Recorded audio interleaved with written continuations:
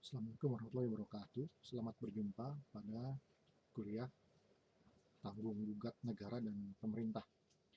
Hari ini kita mulai memasuki kuliah yang perdana, ya, atau kuliah yang pertama. Pada kuliah yang pertama ini tentu saja kita akan membahas dulu dasar-dasar filosofi daripada munculnya tanggung gugat negara itu, ya.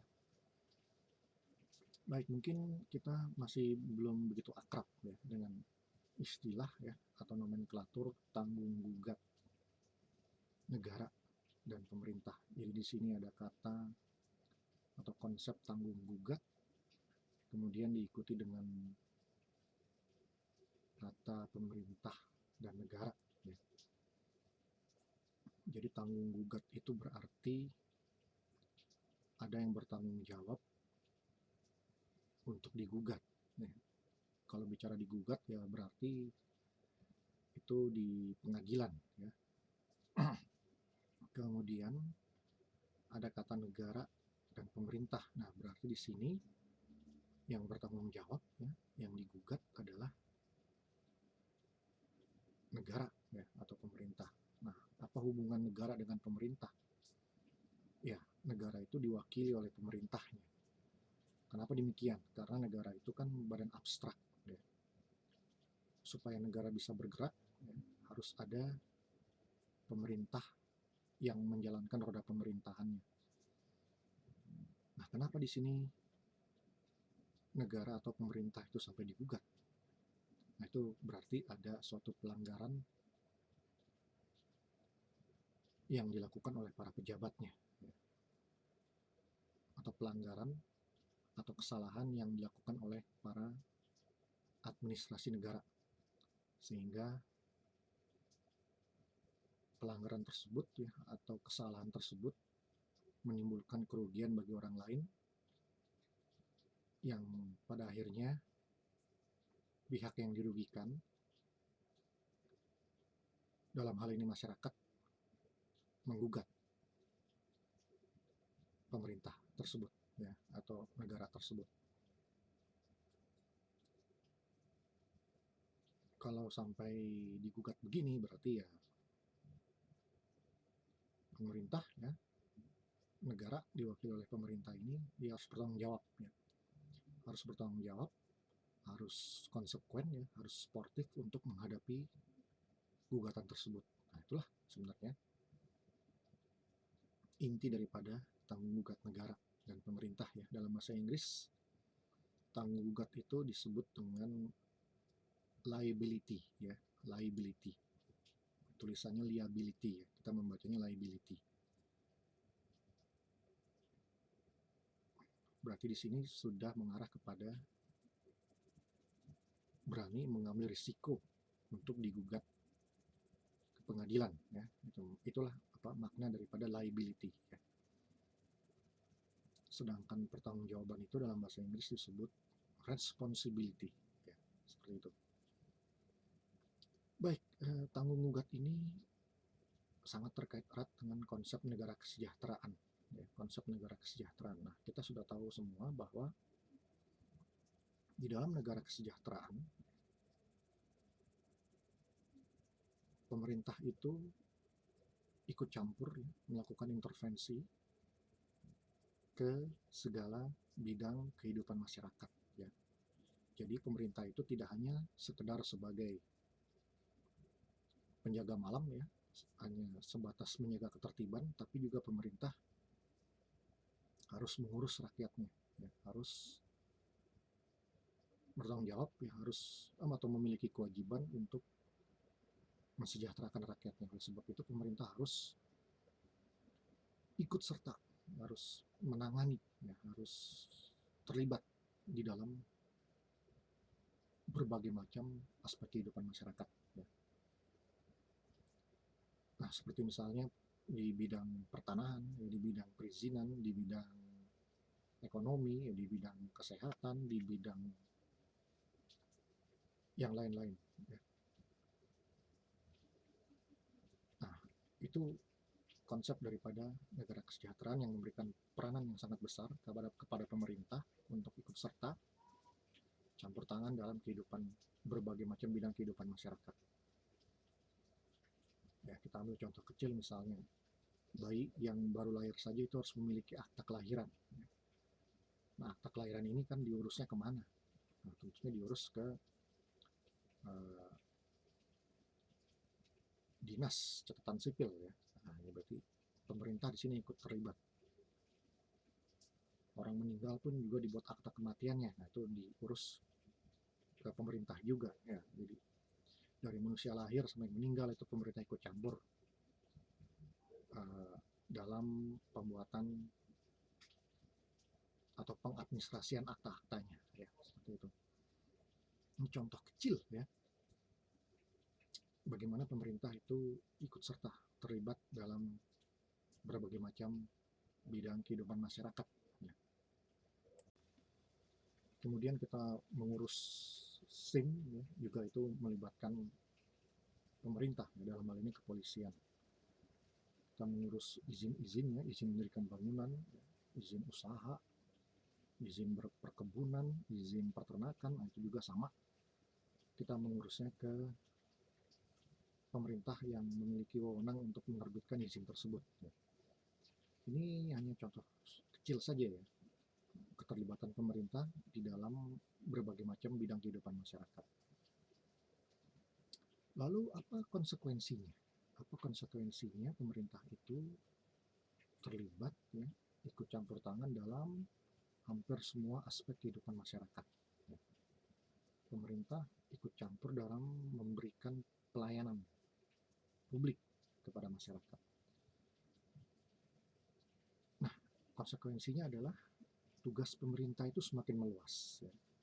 Tugas pemerintah itu semakin banyak. Oh ya, jadi pemerintah di sini yang kita maksud itu kebanyakan adalah eksekutif, ya. Eksekutif atau administrasi negara. Ya. Karena memang eksekutif ini yang sehari-hari itu paling bertalian langsung ya, paling berhubungan langsung menjadi tombak dalam kehidupan sehari-hari di masyarakat. Ya.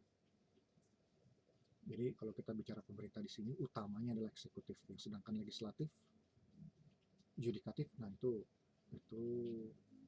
uh, kurang menjadi pokok perhatian ya daripada tanggung jawab negara. Yang menjadi pokok perhatian itu lebih kepada pemerintah dalam arti eksekutif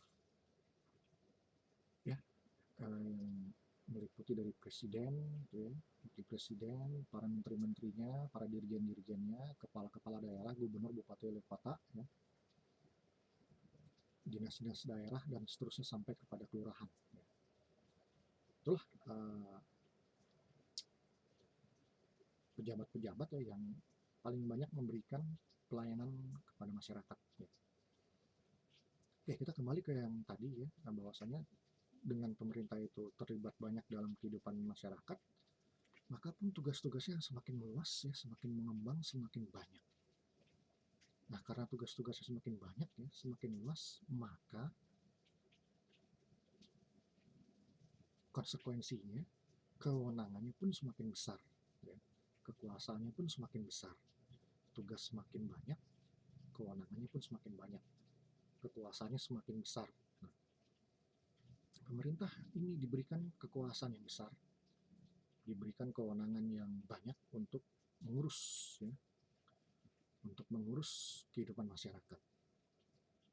Nah, tentu saja kewenangan yang besar ini idealnya dipergunakan dengan baik ya, sehingga dalam pelaksanaannya tidak terjadi kesalahan atau pelanggaran. Nah, tapi dalam praktiknya dengan kewenangan yang besar ini ya, sesuai dengan prinsip kekuasaan cenderung bersalah guna ya, kekuasaan yang besar itu sudah tentu akan bersalah guna, maka penggunaan kewenangan pemerintah ini dalam kehidupan masyarakat itu acap kali terjadi kesalahan atau pelanggaran. Ya. Nah, ini jadi semakin besar kewenangan, semakin besar kekuasaan pemerintah, maka semakin besar juga potensinya untuk terjadinya pelanggaran atau kesalahan. Nah, kalau pemerintah melakukan kesalahan di dalam jabatannya itu, ya, maka tentu saja bisa dipastikan yang dirugikan adalah masyarakat. Ya. Nah, masyarakat di sini ya bisa seseorang, ya, bisa badan hukum atau ya kolektif, ya. Masyarakat dalam artian secara umum, ya, seperti itu. Nah, kemudian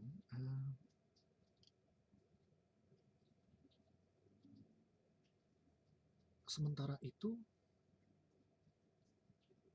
di sisi lainnya rakyat, masyarakat tidak punya kewenangan, ya, tidak punya kekuasaan.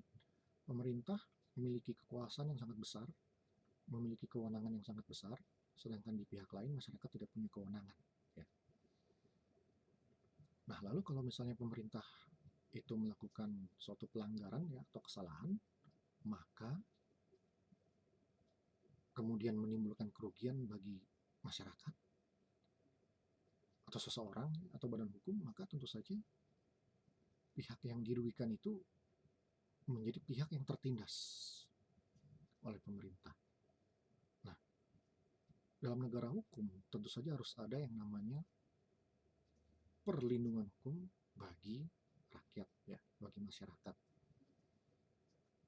Nah, masyarakat yang dirugikan ini seperti apa perlindungan hukumnya? Ya, bagaimana dia membela hak-haknya yang sudah dirugikan oleh suatu tindakan, ya, oleh suatu perbuatan pemerintah, oleh suatu kebijakan pemerintah. Nah, tentu saja di sini rakyat atau masyarakat ya harus diberikan sebuah jaminan perlindungan hukum, ya. Nah, diantaranya perlindungan hukum ini dengan cara menggugat, ya, menggugat tindakan atau perbuatan, ya, atau kebijakan pemerintah yang dirasa menimbulkan kerugian, ya. Nah, itu ya salah satu bentuk perlindungan hukum bagi masyarakat atau bagi rakyat, yaitu melakukan gugatan, ya, atau memiliki hak gugat kepada perbuatan-perbuatan pemerintah yang dirasa merugikan, ya, seperti itu. Nah, ini berarti dapat juga dikatakan bahwa apabila pemerintah itu melaksanakan tugas-tugasnya, ya, melakukan perbuatan-perbuatan pemerintahan, ya, melakukan tindakan hukum administrasi negara, melakukan tindakan hukum publik yang kemudian menimbulkan kerugian bagi orang lain, maka disinilah timbul lahir yang namanya tanggung gugat negara, ya, tanggung gugat negara. Nah, tadi dikatakan masyarakat memiliki hak gugat terhadap pemerintah yang dianggap merugikan. Hak gugat di sini ke pengadilan. Nah, timbul pertanyaan, ke pengadilan mana? Ya, ke pengadilan mana? Nah, tentu saja kan jalur pengadilannya ini, ya, kita sudah tahu semua bisa ke Peradilan Tata Usaha Negara, ya, atau PT UN, atau ke pengadilan negeri, ya. Tentu saja dilihat kasusnya dulu, ya. Kasus yang seperti apa yang dibawa ke PT UN dan kasus yang seperti apa yang harus dibawa ke pengadilan negeri, ya, seperti itu.